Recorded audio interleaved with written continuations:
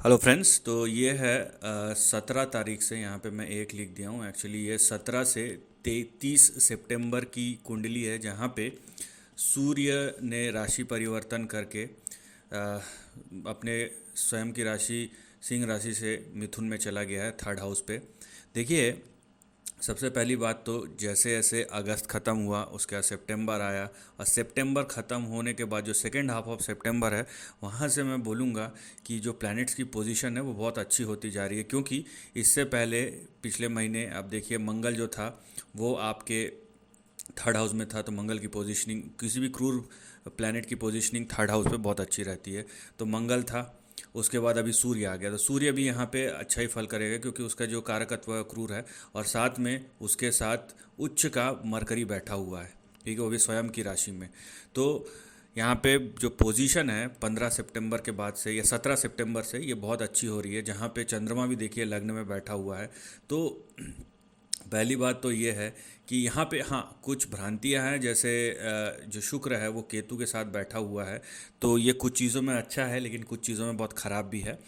लेकिन हम क्योंकि गोचर के बारे में बात करेंगे तो उसी हिसाब से जो वीडियो रहेगा वो रहेगा। तो यहाँ पे देखिए, 13 तारीख के बाद से मंगल ने 13 सितंबर को थर्ड हाउस से फोर्थ हाउस पे आ गया। वीनस जो था वो 15 सितंबर को फर्स्ट हाउस से सेकंड हाउस में चला गया। मरकरी जो था वो 15 सितंबर को सेकंड हाउस से, बुध जो है 15 सितंबर को सेकंड से थर्ड आ गया, और 17 सितंबर को सूर्य जो है वो सेकंड से थर्ड पे आ जाएगा। तो 17 सितंबर से आप बोल सकते हैं कि सूर्य और बुध का फिर से बुधादित्य योग बनेगा, और ये 30 तारीख तक चलेगा। और जो 17 तारीख की कुंडली है वो आपके सामने है कि चंद्रमा यहाँ पे सेंटर में है।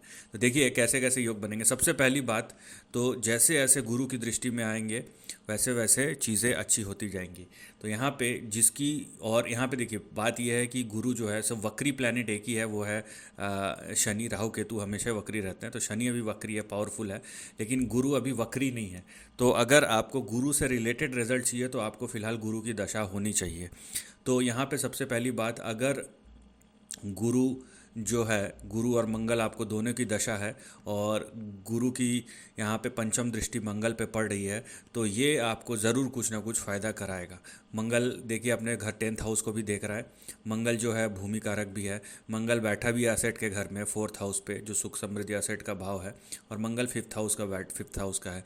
तो आपकी अगर मंगल और गुरु की दशा है तो इसके रिजल्ट आपको ज़रूर मिलेंगे। और जब भी चंद्रमा गुरु की दृष्टि में आएगा, यहाँ से मान लीजिए ये 17 को है, तो यहाँ पे ढाई ढाई ढाई 7.5 दिन बाद जब आएगा, यहाँ पे चंद्र मंगल का योग भी बनेगा। मतलब 17, आप 7.5 दिन बोल सकते हैं, तो 25 से 26 तारीख के बीच में आपका यहाँ पे चंद्र मंगल का योग बनेगा, और जुपिटर की उस पर दृष्टि भी रहेगी।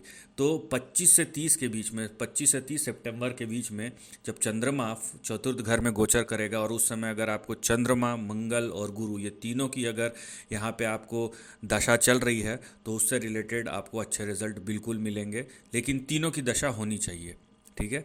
और दूसरा है कि सूर्य बुध का बुधादित्य योग थर्ड हाउस में, ये बहुत अच्छा है, ये यहाँ पे भी आपको अच्छे रिजल्ट मिलेंगे। इसके बाद हाँ, शनि की दृष्टि ज़रूर है, लेकिन यहाँ पे शनि जो है यहाँ पे अपने अष्टम भाव से तो अच्छा ही रिजल्ट करेंगे, और जिस घर में बैठते हैं उस घर को पावर देता है।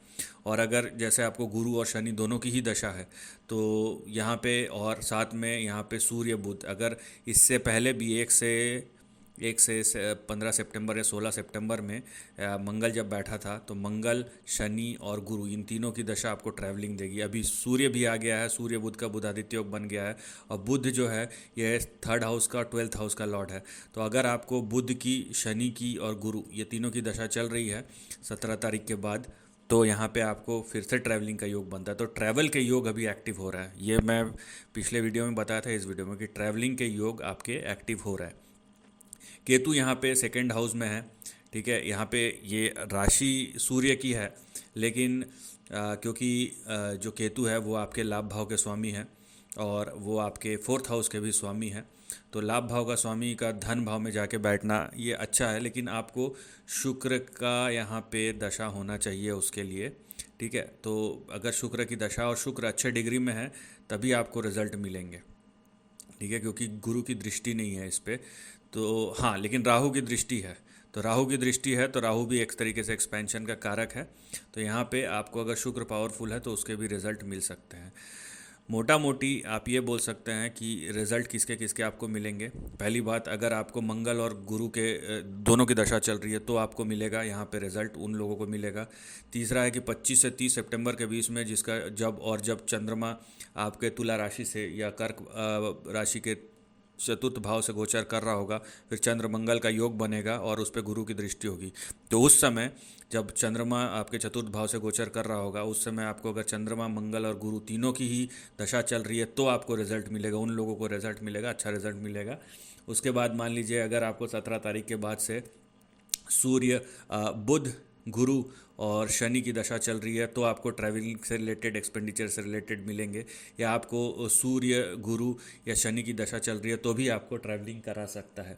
वीनस आपको पैसे दे सकता है यहाँ पे, लेकिन केतु के साथ बैठा है तो यहाँ पे आप अपने शरीर के अंगों से, जो सेकंड हाउस से रिलेटेड आपके जो शरीर का अंग है, उसको आप थोड़ा देख संभल के रखिएगा, क्योंकि केतु के साथ बैठा हुआ है। तो केतु और जो भी आता है, और इस पीरियड में मान लीजिए अभी वीनस केतु है और ये सेकंड हाउस में बैठा है, ठीक है, और इस गोचर के दौरान, और आपको शुक्र और केतु का ही दशा चल रहा है, इस गोचर के दौरान आपके लाइफ में कोई रिलेशनशिप अगर आता है तो समझ लीजिए वो ज़्यादा देर टिकेगा नहीं, ठीक है, वो आएगा लेकिन चला जाएगा। तो अगर ऐसा कुछ होता है तो आप उसको सीरियस लेने से पहले या उसमें सीरियस होने से पहले थोड़ा देख समझ के कीजिएगा, क्योंकि ऐसा नहीं है कि हर कोई छोड़ के चला जाएगा, लेकिन गोचर में जब ऐसे योग बने हुए हैं और उस पीरियड में कोई आता है तो समझ लीजिए एक कार्मिक कहीं ना कहीं दर्शाता है, ये आपके कर्म से रिलेटेड, ये आपके कर्मा ही आपके सामने आ जाएंगे किसी रिलेशन के रूप में। ज़रूरी नहीं है कि वो आपका बिलवेड ही हो, कोई भी रिलेशनशिप हो सकता है, चाहे आपका टीचर हो, चाहे आपका कोई कलीग हो, कुछ भी हो सकता है ऐसा। तो कोई भी ऐसा अगर इस गोचर में आता है जब आपकी शुक्र और केतु की ही